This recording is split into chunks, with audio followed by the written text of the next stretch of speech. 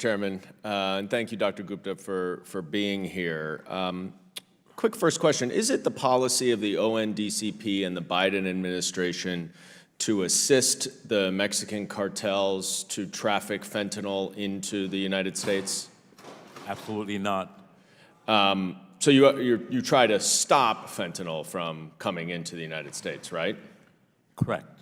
And in fact, we have seen some statistics recently that my colleagues on the other side of the aisle have touted that there has been more success by this administration in seizing fentanyl coming into the United States. Is that right? Yes, Congressman. Well, I guess I'm a little troubled by tweets such as this from hold it up, please, a colleague of mine from New York who criticizes President Biden because during his administration, more than 34,000 pounds of deadly fentanyl has been seized at the southern border. That means that it did not come into our communities, right? Yes, Congressman, if the assertion is we should let all of this come in and kill Americans, I will disagree with that every single day and every single minute. Right. We're trying to stop the fentanyl from coming in. And there is no question, and there is bipartisan agreement, as we've been talking about throughout this hearing, that fentanyl and the opioid epidemic is devastating communities all around this country. It does not differentiate between Republican districts and Democratic districts, and there's no question that far too many people are dying. But it just really surprises me when my colleagues on the other side of the aisle try to criticize this information for successfully seizing some of that fentanyl coming across the aisle, coming across the border, rather.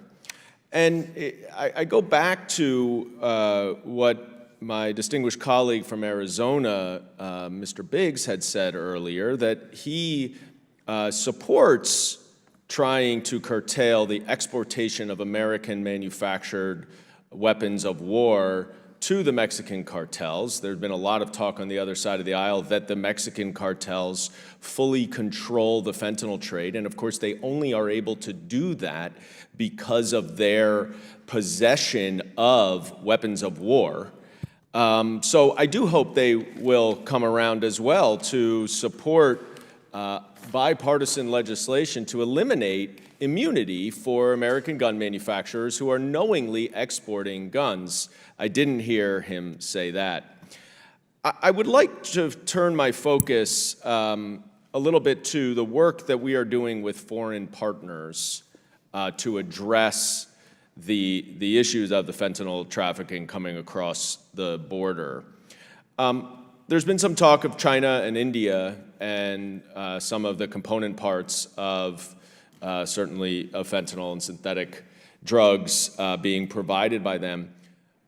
Is the administration and your office finding that you're running into obstacles and roadblocks from the Chinese government or even the Indian government in assisting you in your efforts to stop the fentanyl trade?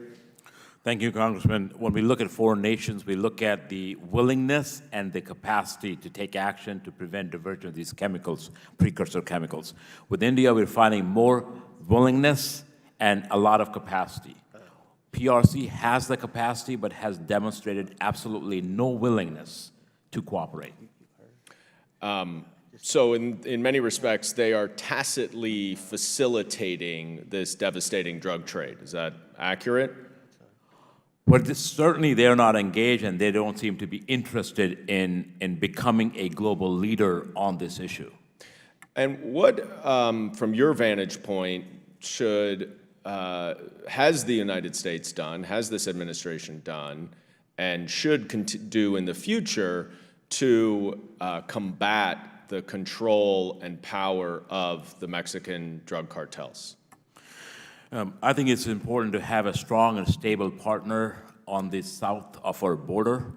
Part of that involves working closely with their law enforcement and military counterparts. working with the president and his security cabinet. Those are the things that we're doing right now. As you know, I've noticed that this El Chapo's son has been captured. We have Quintero, another drug cartel leader, captured. We have the killer of Kiki Camarena 40 years ago, a DEA agent, captured. So we are getting more successes, but it's because of the partnership, the support that we're providing. But it is important to also hold the government of Mexico accountable for the actions of cartels and other producers within Mexico as well. Well, I'm out of time. I appreciate you being here and your testimony, and thank the chairman for holding this hearing, and I yield back. Chair now recognizes Ms. Boebert from Colorado for